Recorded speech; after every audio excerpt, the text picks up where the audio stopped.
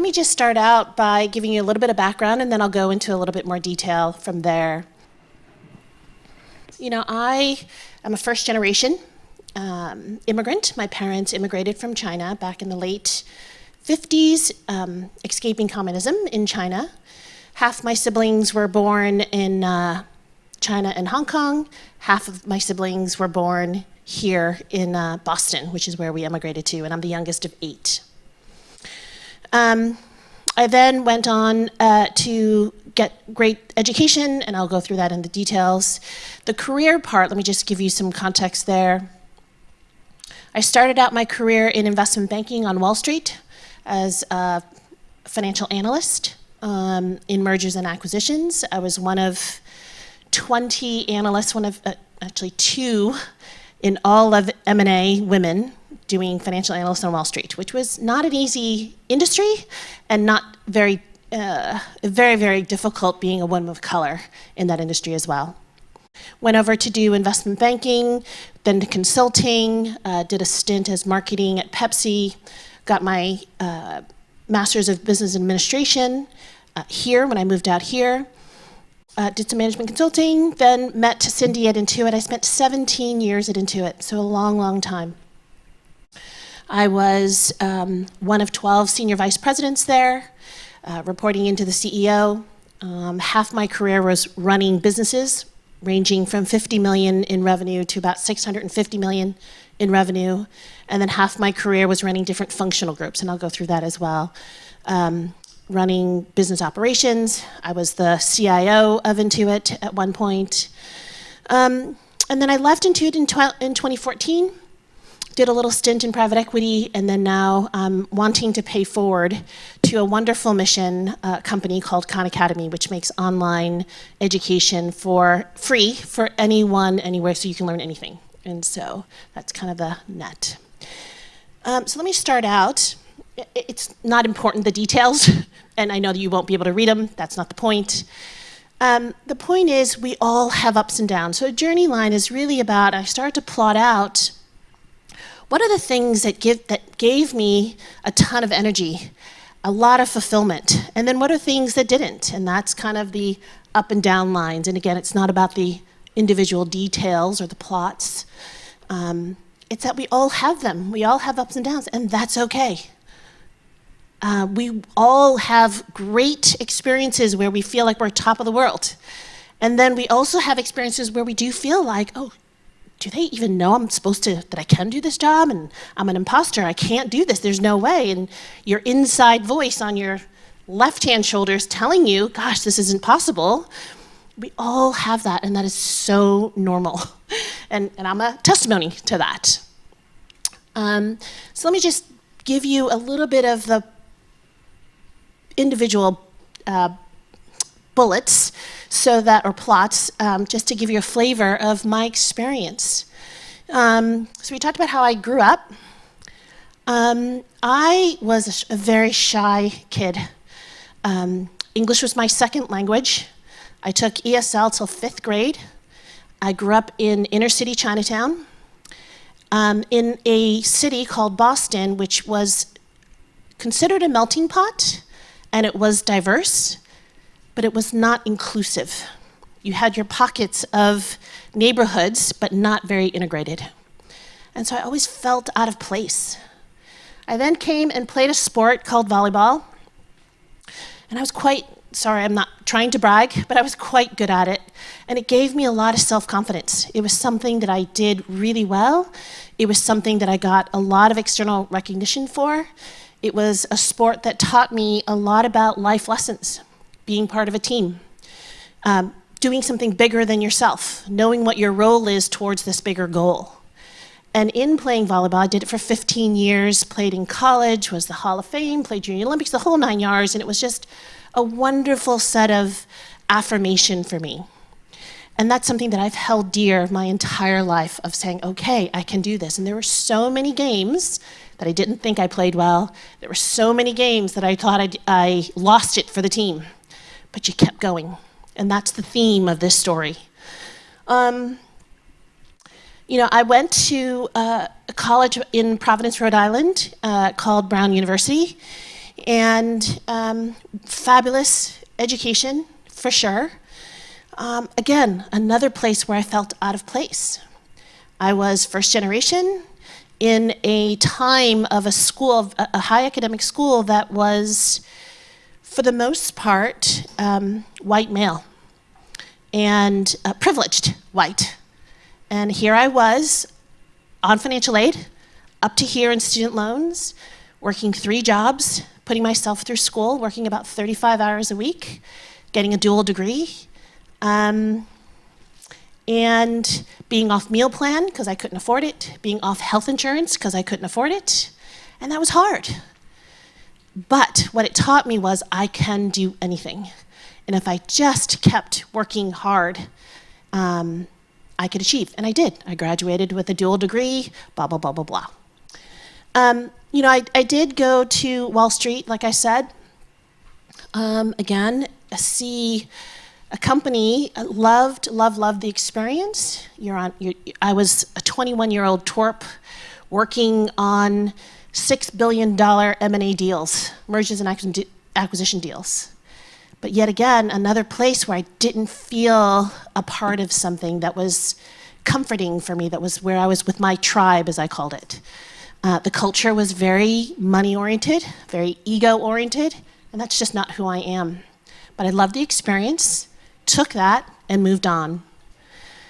I came here to get a business school degree, and I thought, wow, here I am at Stanford Business School. There's no way. I must have been the token person in that application, or how could they have accepted me? And those are thoughts that went through my brain all the time. And again, what I'm saying is that's normal. I held dear kind of the work ethic, the grit, and the hard work by which to continue to excel and to achieve, and to quiet those inner voices within myself that said, gosh, you're not good enough, you really don't belong here, you're an imposter. Those voices can be very loud, and we just have to learn how to quiet them for ourselves. I have got married, have 2 wonderful children, and this goes on, and again, ups and downs. I did this job here, was working for QuickBooks when I was an Intuit, and why that is significant towards this theme of knowing your worth and how to stand tall. I inherited a business unit. It was about $56 million in revenue. And it was, the premise was you have QuickBooks, which is a financial accounting software, and they did partnerships with internet services. And it was a bunch of deals that really shouldn't have been done. And we had a new CEO who came from GE, a disciple of Jack Welch, so not an easy person to work for. He ran $8 billion businesses, came to Intuit, put a lot of rigor in there. And here I was, a new general manager, and I looked at this business unit, and I looked at the portfolio, and out of the 16 deals that were done, 12 of them I felt were wrong for the customer, and it's about the customer. And so here I am, little rinky-dink person going up to this $8 billion CEO, experienced person that worked directly for Jack Welch, and I said, I stood tall, and I said, these 12 deals don't belong, and we need to get out of them. And I can't deliver the $56 million in revenue that was in the plan. I think I can get to 22, maybe 23. Okay, so that little pipsqueak telling this big guy, not delivering your plan, and I can't do the job that you've asked me to do the way it was done, because I don't believe in that. And the reason why is because we have to solve for customer. And so why was that such a pivotal part for me was, again, it's knowing in your heart of hearts what you believe in, what you stand tall on, and having conviction with that. Was there a point where I thought, oh gosh, I'm gonna get fired? I did. I really thought that. In turn, what happened was, Steve was his name, said, wow, this pipsqueak had guts. I was gonna say something else. Had guts to speak the truth. had logic, had conviction towards solving for customer. And coming in at half the revenue, can you imagine? A business unit leader saying, I'm only going to deliver 50% of plan. She has something, she has courage, she's standing tall. And my career at Intuit just skyrocketed as a result. And so what could be fear initially, that inner voice that says, gosh, I can't do this, I can't do that, or I shouldn't do this and I shouldn't do that. My journey is about having conviction to do the right thing with a set of principles and standing tall and let the cards fall where they may. Because if you don't, then it's going to be hard to look yourself in the mirror to say, gosh, this is something I believe in. So that was a key lesson there of kind of being honest, important, delivering all the tough messages, that kind of thing. I continue to go on to my career ups and downs. I became the CIO, Chief Information Officer. I ran 1,200 person engineering organization. And it's a low point for many reasons. A big lesson for me personally in my career, I'm not an engineer. I didn't grow up in technology, and my husband would tease me because at home he'd help me sync my laptop, my iPhone, whatever, and he's like, let me get this straight, Ginny, you were the CIO for 4 years and you can't do this, and how come I'm your help desk at home? It's not about that. But I was asked to lead this organization. I was the 7th CIO in 10 years for Intuit. We just had a revolving door in that function because we couldn't get it right. And the CEO said, I need a trusted business leader who can get stuff done, and who could lead change.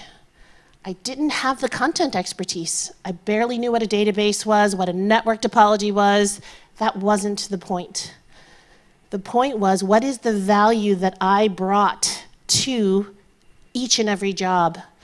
And it wasn't my content expertise. As you can tell, I don't have 25 years of a marketing experience. I don't have 20 years of a product experience to become the head GM. I did a little bit of everything. But the value that I bring is that I can stitch all those things together and make sure that seams don't fall. And that's the value add that I bring, and I stand tall on that. And so it's knowing and appreciating your own unique gifts, because we all have them, being confident in them, and then leading towards that. So here I was, still, Intuit is almost 35, 40 years old. I'm the longest tenured CIO in the history of that company still. And it taught me to really fight that inner voice. And I will be very honest and transparent. There were some days, many days, it's 12:30 in the morning, we had a big outage, I didn't know what I was doing, I wasn't sure if I was doing it right. I'm in tears, crying to my husband, I can't do this. We all have that, we all face that. And that's okay. I think that's the message too, it's okay. Because in that hardship, in that grit, you are learning and you are improving and you are getting better. And you're doing the best that you can. And I will say, Intuit's just fine. It's doing just fine now. We, at the time, we were 70% of our revenue was desktop, which is all the data is on a disk that you put on a computer. I'm outdating myself completely, by the way.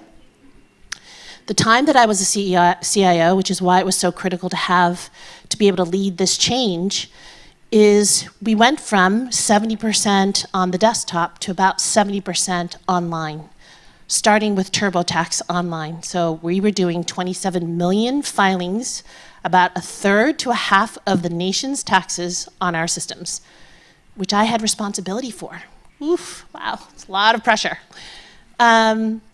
It wasn't, my value add to the company wasn't to learn the nits and nats of that. It was to stay above and make sure that I'm leading the change, hiring the right people who knew the content, stitching them all together, make sure we're delivering the business outcome. And that's what I've done my entire career. And so again, it's about knowing what you value, what you're good at, what your unique gifts are, and making sure you temper that inner voice, which kind of makes you scared sometimes. Okay, so I keep going. I left Intuit in 2014 for a variety of reasons, personal reasons. I had a health issue. I wasn't seeing my children as much as I'd like. And I just thought, you know what? This time is for me. This time is for me as a parent, as a friend to myself. And I was one of 12 senior vice presidents at this $5 billion company. And I walked away from that.